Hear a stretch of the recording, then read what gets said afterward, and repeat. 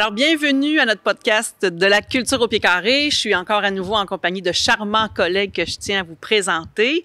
Alors, j'ai Jacques Ferragut, notre directeur technique, puis je te reviens. Et bien sûr, Magali Cloutier, que vous avez vu dans notre dernier épisode, qui est notre directrice des communications et du marketing. Alors, charmants collègues, directeur technique, Jacques, qu'est-ce que ça mange en hiver, ça? Qu'est-ce que ça fait concrètement au carré 150? Alors déjà, bonjour à toutes et à tous ceux qui nous regardent.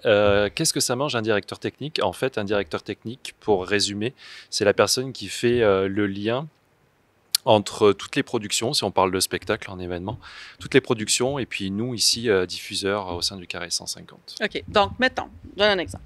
Je décide de programmer un spectacle de théâtre dans la salle des Frères Lemaire. Là, je signe le contrat, on engage les services de la compagnie.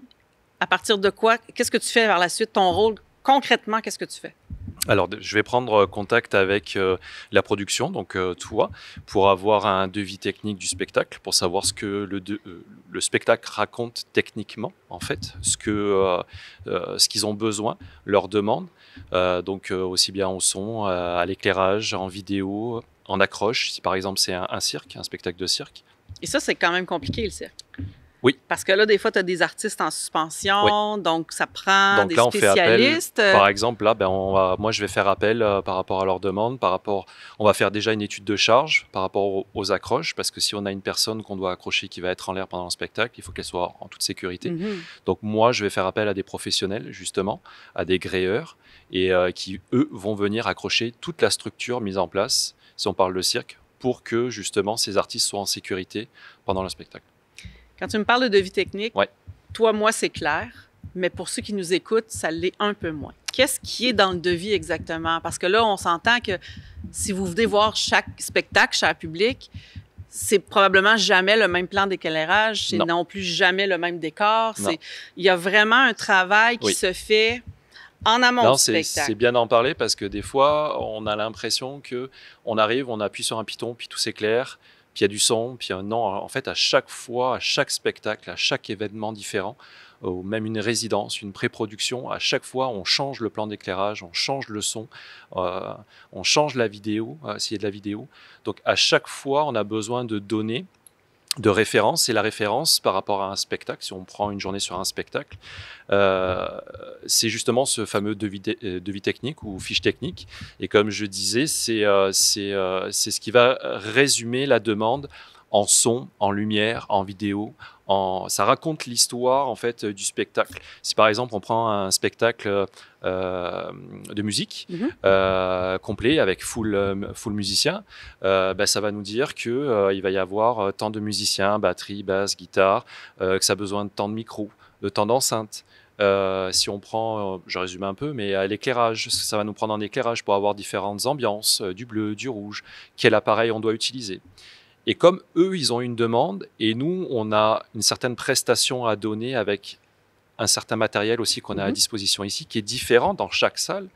Donc, en fait, on est obligé à chaque fois d'adapter ce spectacle, en fait, par rapport à notre salle. Parce que le devis tourne, c'est-à-dire que la compagnie va dans différents lieux de spectacle. Exactement, chaque spectacle tourne dans différentes salles qui ont différents matériels, qui fournissent... qui ont différentes configurations de scène. Et donc, moi, je vais me mettre en relation avec le directeur technique de la tournée. Donc, si c'est toi qui es produit, ton directeur technique. Et ensemble, on va échanger des informations pour que le jour J, le spectacle puisse se passer dans de bonnes conditions. Donc, toi, en amont, tu dois savoir ce que tu attends, c'est quoi la compagnie a besoin. Oui. Tu dois préparer, j'imagine, les horaires parce que là, tu n'es pas seul à faire et le son, l'éclairage, la vidéo. Donc, tu as une équipe qui arrive avec toi. Comment ça se travaille? Donc, c'est une journée. Qu'est-ce que ça a l'air une journée typique d'un montage? Je te donne un exemple, danse. Donc la danse, en fait, la danse, ce qui est bien, tu as pris un bon exemple, c'est que ça demande beaucoup parce que et des fois, on dirait qu'il y a juste des danseurs sur scène, mais en fait, il peut y avoir des éléments de décor ou beaucoup de lumière. En général, il y a beaucoup de lumière par rapport aux effets, par rapport à la gestuelle des danseurs et des danseuses. Donc, ça donne un effet aussi supplémentaire par rapport à la scénographie. Donc, une journée... Il y a un travail méticuleux de conception d'éclairage par la compagnie, par des artistes créateurs, parce qu'on s'entend que il faut absolument que l'émotion passe par le corps du danseur. Il faut absolument que La base, l'éclairage vienne vraiment le servir danseur, le danseur. Un chanteur, c'est sa voix. Le danseur, Ouais. c'est l'expression de Ouais. son corps, de ce qu'il va rendre. Et ça va être surtout sublimé avec la lumière. Donc, il y a un gros travail de lumière. Donc, en général, par exemple, on va prendre une journée d'avance pour faire un gros montage toute la journée par rapport à la lumière. Mais ça, c'est juste la mise en place de la lumière et du son, éventuellement des décors. S'il y a de la machinerie, des décors à rentrer ou à faire sortir pendant le spectacle. Donc ça, c'est tout ce travail de fond. Et ensuite, la deuxième journée, là, par contre, on va régler les projecteurs, focuser, on appelle ça focuser les projecteurs. Et ensuite, on va faire des répétitions avec les échauffements pour les danseurs et faire toute la mise en place pour qu'à 20h, le show, il se passe. Donc, c'est pas rare d'avoir 10 gars ou filles Oui. de disciplines différentes, c'est-à-dire des éclairagistes, Ça, des chefs son, c'est manœuvres, pareil, c'est machinistes et tout. chacun sa spécialité. C'est ça. Donc, par exemple, pour un show de musique, on va plus focuser sur les sonorisateurs, les techniciens son, les techniciens lumière.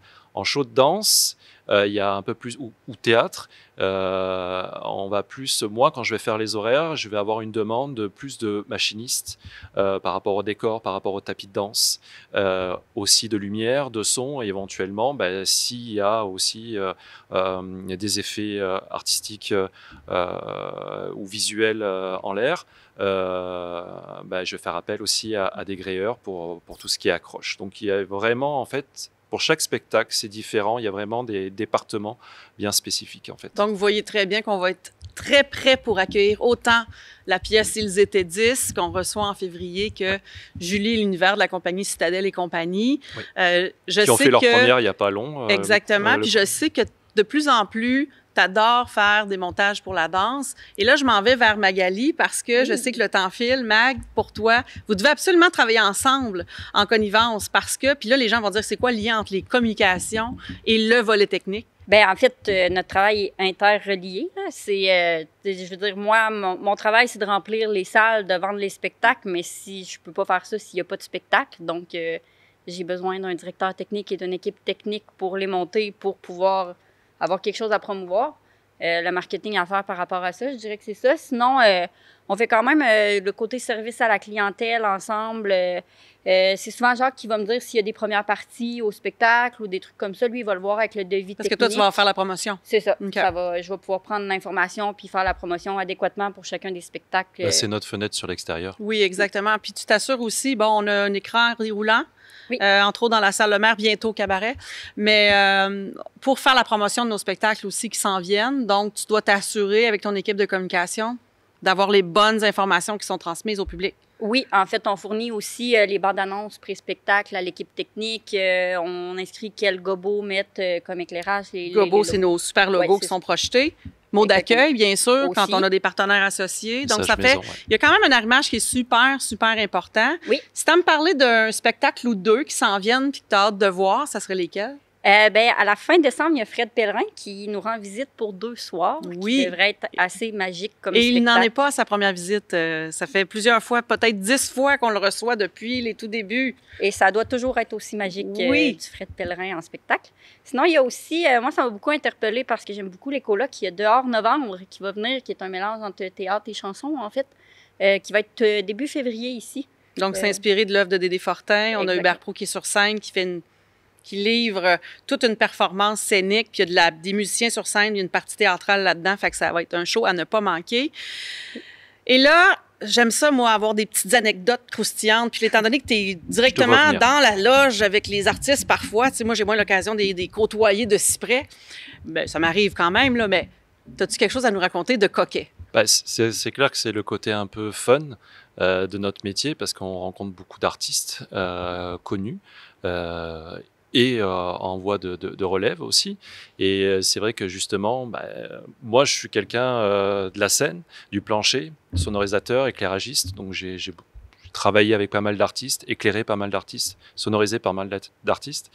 J'ai quelques anecdotes, mais plus privées ou plus techniques?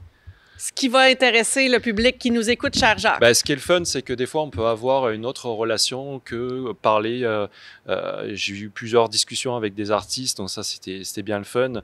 Plutôt que de parler technique ou du spectacle en lui-même, voilà, j'ai pu parler parce que j'ai amené Lara Fabian, par exemple, sur scène. Il fallait qu'on attende 30 minutes, donc on a eu de quoi jaser pendant 30 minutes. Donc vraiment, de parler autre chose qu'un spectacle. On parlait de la ville de là où je l'avais accueilli. Bruno Pelletier, j'ai fait les moniteurs pour Bruno Pelletier. Ben, en fait, c'est quelqu'un qui aime bien les chaussures et qui avait bien aimé mes chaussures. Donc, on a parlé de, on va dire, vêtements, look, donc autre chose. Donc, c'est vraiment une attention un peu plus particulière.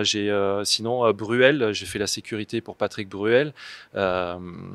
Ça, c'est en France, ça? Ça, c'est en France, oui. En fait, on a accueilli Patrick Bruel et en fait, quand il était arrivé dans le site, lui, dans le site d'un festival, il trouvait ça tellement beau qu'il ne voulait pas arriver directement sur scène à l'entrée de son show, il voulait arriver par le public. Voilà. Le problème, c'est qu'il y avait 5000 personnes et que Patrick Bruel, bon, tout le monde connaît, il y a vraiment de gros fans. Et donc, en fait, on a demandé si certaines personnes voulaient faire en plus de la sécurité. Bon, bah, moi, j'en avais fait un peu et tout, parce que je suis assez polyvalent, assez couteau suisse, on va dire. Et en fait, au début du show, je me suis retrouvé avec quelques amis en plein milieu de la salle, en plein milieu de 5000 personnes. Et quand le show a démarré, quand il a commencé à chanter, tout le monde regardait la scène, il ne le voyait pas, donc ne comprenait pas. Et puis en fait, il y en a un qui s'est retourné, qui l'a vu, puis un deuxième, puis un troisième, puis un quatrième. Et là, on s'est retrouvé avec une marée humaine tout autour de lui, à contenir, à faire sa sécurité et traverser toute la salle pour pouvoir l'amener jusqu'à la scène. Donc voilà, 4000, 5000 fans à retenir. Voilà, c'était une sacrée... Et justement, saluons Patrick Bruel. Moi, je salue les techniciens à l'honneur. Donc, on te sert une belle bière de l'Ermite. Moi, Magali, on boit un rum and coke de chez Rosemont, de la distillerie de Montréal. Donc, à santé tout le monde. On vous souhaite une santé culturelle, puis on se dit à la prochaine émission. Bye bye.